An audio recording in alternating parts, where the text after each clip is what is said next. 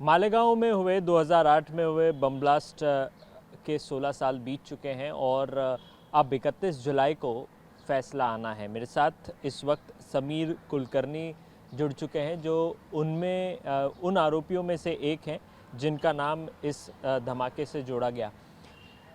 31 जुलाई को हियरिंग जो हुई है, जो ट्रायल चला है, उसका फैसला आने वाला है।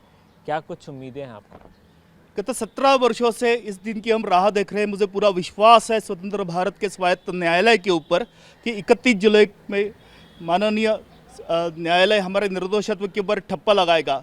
लेकिन गत 17 वर्षों में जो पीड़ा हमने सही है, जो इनजस्टिस हमारे साथ हुआ है, जो हमारा ज़िंदगी का वक्त बर्बाद हुआ है, हमारी परिवार की जो अवहेलना हुई है, तो उसके लिए कौन आंसरेबल है, उसके लिए कौन जिम्मेदार है, ये सवाल बरकरार रखता है।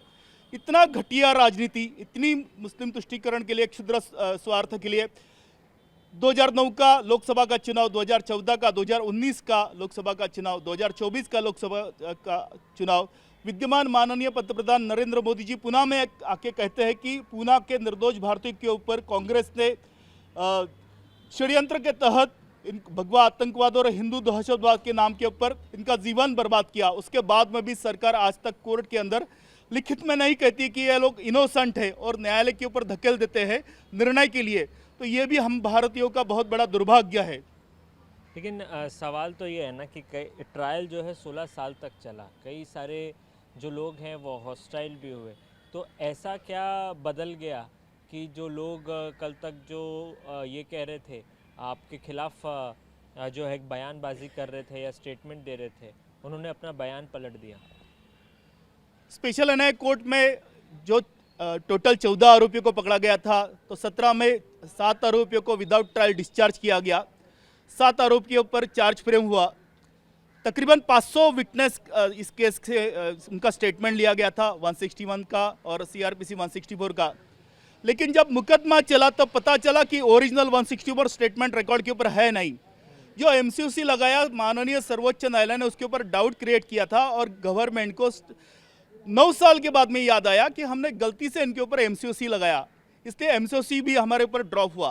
तो ओरिजिनल FIR इस केस का गायब, ओरिजिनल 164 स्टेटमेंट गायब, ओरिजिनल कन्फेशन स्टेटमेंट गायब, एफिडेविट गायब।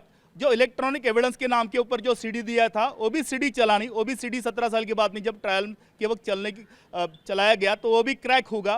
तो ये जो ऑथेंटिसिटी थी एविडेंस की, वो तो जो प्रोसिक्यूशन एजेंसी है, जो इन्वेस्टिगेशन एजेंसी है, उसकी तो पूरी पोल खुल चुकी है। क्योंकि डे 1 से ये लोग सब जानते थे और केवल राजनीति षड्यंत्र के तहत ये मुकदमा चला गया। ये भी वास्तविकता है कि तकरीबन 50 के ऊपर साक्षीदार परलोक सिधार गए, भगवान के पास चले गए, उनको देवाज्ञा हुई और 40 साक्षीदार हॉस्टाइल माननीय न्यायालय ने डिक्लेयर किया। लेकिन कोई एक साक्षीदार झूठ बोलेगा, 2 बोलेगा। कोई लेमैन नहीं था, मैक्सिमम साक्षीदार आर्मी ऑफिसर थे, ऑन ड्यूटी आर्मी ऑफिसर थे। तो कोई भगवान की सौगंध खाकर बार बार क्यों झूठ बोलेगा? और सीधा उन्होंने ये कहा कि हमारा कोई स्टेटमेंट लिया नहीं गया, हम किसी को पहचानते नहीं, किसी उपक्रम कार्यक्रम में हम गए नहीं और ना ही हम किसी आरोपी को कभी जानते हैं, मिले थे। तो ये 5-5, 4-4 पन्नों का जो स्टेटमेंट लगा के रखा था चार्जशीट के अंदर, वो तो पूरा धराशायी हो गया। इसलिए जो सच्चाई आज दुनिया के सामने आई है, ये सच्चाई हमको पहले दिन से पता थी। केवल स्वायत्त तपास यंत्रणा नहीं होने के नाते और जो सत्ताधारी है उनकी राजनीतिक सहूलियत की वजह से ATS ने इस मुकदमे में बहुत सारा फैब्रिकेट स्टेटमेंट रिकॉर्ड किया गया, फैब्रिकेट एविडेंस रिकॉर्ड किया गया। देश की टॉप 1 एजेंसी कहती है NIA कि ATS के जो ऑफिसर थे शेखर बगाड़े, उन्होंने RDX प्लान किया। MI का जो सोर्स था देवड़ाली का मिलिट्री कैंप एरिया में, उनके घर के अंदर। लेकिन वो आज तक उनको ना कोई गिरफ्तारी हुई, उनकी कोई कानूनी कार्रवाई हुई उनके ऊपर। लेकिन इस बात को एक तरह से मानते हुए सभी आरोपियों का जमानत 2017 में भी हुआ था, प्रथम दृष्टया कोई भी एविडेंस ना होने के बावजूद।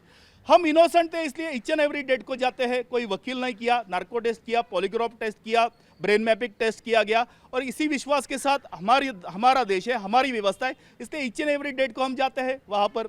एनआई कोर्ट के अंदर, और 31 जुलाई को जो सच दुनिया को पता चलेगा वो सच उसी वक्त तत्कालीन जो केंद्र सरकार था, यूपीए गवर्नमेंट था, जांच एजेंसी थी, और हमें यह सच पता था, लेकिन दुनिया को यह सच पता चलने के लिए हमारा जिंदगी का 17 वर्ष बर्बाद हुआ। इसके लिए कौन आंसरेबल है? टैक्स पेयर का बहुत सारा पैसा बर्बाद हुआ। स्पेशल कोर्ट था, बहुत सारा पुलिस बंदोबस्त लगता है, 2-2 स्पेशल पीपी है, इतने सारे लोग आते हैं, जांच एजेंसी के को एक्यूज के एडवोकेट्स आते हैं, तो इन पैसों की, इनके वक्त की कोई कीमत है कि नहीं इस देश के अंदर? और कौन इसके लिए जिम्मेदार है, कौन इसके लिए आंसरेबल है? जब इस केस की बात आती है तो हिंदू आतंकवाद की थियरी के ऊपर भी काफ़ी चर्चा हुई थी उस दौरान। तो खास करके साध्वी प्रज्ञा सिंह ठाकुर की अगर बात करें तो वो मुख्य आरोपी रहीं इस केस में। तो बार बार आप लोगों का आरोप रहा कि आप लोगों की गिरफ्तारी जो है वो केवल हिंदू आतंकवाद की थियरी को भुनाने के लिए उस वक्त की सरकार जो है वो करती थी। एक फैक्ट है कि पूरी दुनिया में ये सब मीडिया का न्यूज़ चलता है कि जैसे ही ये इंसिडेंस हुआ दुर्भाग्यपूर्ण, उसके दूसरे दिन सभी मीडिया वाले स्पॉट के ऊपर गए थे। तत्कालीन गृह मंत्री माननीय आर पाटिल साहब और तत्कालीन उस जिले के पालक मंत्री छगन भुजबल स्पॉट के ऊपर गए थे, और स्पॉट के ऊपर जब गए थे तो मुस्लिम समाज के जो नेता थे उन्होंने पहले दिन से राजनीति करना चालू किया और एलिगेशन किया, और गवर्नमेंट को सीधा सीधा एक तरह से दबाव बनाने की कोशिश किया कि अभी तो आप सभी मुसलमानों को इस मुकदमे में अटकाने चालू कर देंगे, उन्हीं के खिलाफ आप मुकदमा चलाएंगे। तो पहले दिन से इस केस में राजनीति शुरू हुई थी। 2009 का लोकसभा का चुनाव सामने था, और इसीलिए तुष्टीकरण आसानी से कर सके, इनका ये पूरा जिंदगी भर इन्होंने जो गरीब मुसलमान है उनके वोट बटोरने के लिए हिंदुओं का डर दिखाया, और उस चुनाव में भी ये सफल रहे, लेकिन बाद में का चुनाव में ये लोग सफल नहीं रहे। अभी पूरा भारत भी जानता है इसकी राजनीति के ये शिकार हुए लोग हैं। 7/11 का हमले का अभी 2 दिन पहले बॉम्बे हाई कोर्ट ने जो ऑर्डर पास किया है, यह भी इस गवर्नमेंट का नाकामी का छोटा सा प्रमाण है। 26/11 का मुकदमा भी इन्हीं लोग नाकामी की वजह से इतना बड़ा मुंबई के ऊपर हमला हुआ है, ऐसा मेरा कहना है। ये तमाम ट्रायल के दौरान बार बार इस बात पर जोर दिया जा रहा था कि जिस जगह बॉम्ब ब्लास्ट हुआ या जिस जगह कथित बॉम्ब ब्लास्ट हुआ, इनफैक्ट वहाँ पर सिमी का जो है वो ऑफिस हुआ करता था। तो कहीं ना कहीं जो आरोपी हैं या यूं कहें जो लोग असलियत में शामिल थे, ऐसा आपका कहना है, उनको छोड़ करके आप लोगों को टारगेट किया, ऐसा आपको लगता है क्या? बचाव पक्ष में जो साध्वी प्रज्ञा सिंह ठाकुर के जो वकील थे, उन्होंने माननीय न्यायालय में अपना फाइनल आर्गुमेंट के वक्त ये दावा किया था कि वो स्वयं वहाँ पर गए थे मालेगांव में जहाँ पर इंसिडेंस हुआ था पुलिस प्रोडक्शन के अंदर, और उन्होंने ये जांच किया, और ये फिर क्रॉस में भी कुछ पुलिस ऑफिसर ने एक्सेप्ट किया कि जहाँ पर इंसिडेंस हुआ उसके पहले माले के ऊपर सिमी का दफ्तर था, और उनका यही दावा था कि ये जो बम विस्फोट है ये हिंदुओं ने कतई नहीं किया, सीमे के बंदों ने किया, ऐसा उनका ये ऑफिशियल दावा है अपना फाइनल आर्गुमेंट में। आने वाले 31 जुलाई को कोर्ट से क्या उम्मीद कर रहे हैं? मुझे पूरा विश्वास है कि 323 जो अवेलेबल एविडेंस है उसमें किसी भी आरोपी के खिलाफ कुछ भी सिंगल भी एविडेंस नहीं है कि जिसके ऊपर उसने कुछ इसमें उसकी संलिप्तता दर्शाई जाती है। इसलिए मुझे पूरा विश्वास है कि माननीय न्यायालय सत्य अधोरेखित करेगा, सभी को न्याय मिलाएगा। लेकिन फिर से वही सवाल खड़ा होता है कि जो पीड़ित है, जिन्होंने अपनी जान दे दी, जो निर्दोष भारतीय थे, जो मेहनत की रोटी खाने वाले थे, जो टैक्स पेयर थे, तो उसका गुनहगार आखिर कौन है? आज तक वांटेड क्यों नहीं पकड़े गए? उनका रेड कॉर्नर नोटिस है, लाखों रुपए का प्राइज उनके ऊपर डिक्लेयर है। तो 17 वर्ष कोई पुलिस एजेंसी, केंद्र की जो जांच एजेंसी है, उनका फेलियर ये है नहीं क्या कि उनको वो ढूंढ के न्यायालय के सामने पेश करे करके? और 17 साल ये मुकदमा डिले करने के लिए कौन जिम्मेदार है? टैक्स पेयर का पैसा इतना बर्बाद हुआ, इसके लिए कौन आंसरेबल है? इस तमाम संवाद में एक सवाल जो सबसे अहम और बार बार आप लोग ये बात कहते हैं और जो छूट भी गया है, एटीएस अधिकारियों के ऊपर आप लोगों ने कई सवाल खड़े किए कि आप लोगों को जो है प्रताड़ित किया गया।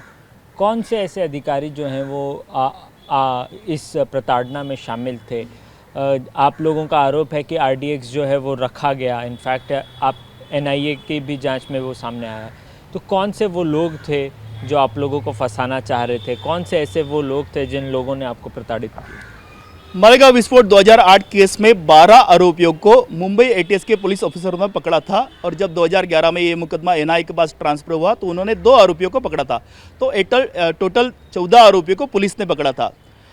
तो इन 14 में से 7 आरोपियों को डिस्चार्ज किया गया है 2017 में, कोई भी इनके खिलाफ एविडेंस नहीं है इसके लिए, और बाकी 7 आरोपी भी माननीय न्यायालय ने सशर्त जमानत के ऊपर छोड़ा है। सभी के सभी आरोपियों ने माननीय न्यायालय में भगवान की सौगंध खाकर एफिडेविट के ऊपर कहा है कि पुलिस ने हमको इलीगल डिटेन किया, झूठे नाम से अदर स्टेट से लेके आए, हमको हेवी टॉर्चर किया, हमारे परिवार का इंसल्ट किया और हमारे पवित्र धर्म को, हमारे पवित्र जो श्रद्धा का प्रतीक है भगवा को विश्व पटल के ऊपर बदनाम किया। अगर आपके पास एविडेंस था तो माननीय न्यायालय में सबूत पेश करना चाहिए था, साल भर में मुकदमा चला के इनको फांसी के ऊपर लटकाना चाहिए था, लेकिन कभी भी पुलिस वालों ने इस मुकदमे का सामना नहीं किया। बहुत सारे ऐसे एटीएस ऑफिसर हैं कि जो माननीय न्यायालय में साक्ष्य देने के लिए नहीं आए। उसमें से प्रमुख नाम है परमवीर सिंह, सचिन कदम, उसके बाद में अरुण खानविलकर। तो जिन्होंने इस मुकदमे को लीड किया वो मुंह छुपा के बैठे। मेरा ये मैं स्वयं भुक्तभोगी हूँ इनके अन्याय का, इनके अत्याचार का, और मैं डंके की चोट के ऊपर कहता हूँ कि इस पवित्र माटी के ऊपर महाराष्ट्र में औरंगजेब और अफजल खान का जो आक्रमण था उसके घिनौना आक्रमण ये परम क्रूर सिंह का था। मैं इसको परमवीर सिंह नहीं कहता हूँ। हमारे महाराष्ट्र को, हमारे महाराष्ट्र पुलिस को, मुंबई एटीएस को अगर बदनाम करने का अगर किसी ने दुस्साहस किया है तो उसका नाम है परमवीर सिंह। और केवल हम नहीं करें तो ऐसे ऑन ड्यूटी बहुत सारे पुलिस अफसर ने इस घटिया पुलिस अफसर के ऊपर ऑफिशियली कंप्लेंट करके चार्ज लगाया है और आज ये भगोड़ा घूमता फिर रहा है। कहीं ना कहीं आपने सुना कि समीर कुलकर्णी जो कि एक आरोपी हैं मालेगांव 2008 बम धमाके के, उन्हें उम्मीद है कि कोर्ट जो है वो फेयर इन्वेस्टिगेशन को ध्यान में रखते हुए फैसला देगा और इन्हें उम्मीद है कि जो लोग इस धमाके में शामिल है उन्हें सज़ा मिलेगी और जो बेगुनाह हैं उन्हें मुक्त किया जाएगा। वीडियो जर्नलिस्ट सुभाषीष दाम के साथ संदीप सिंह, TV9 भारतवर्ष।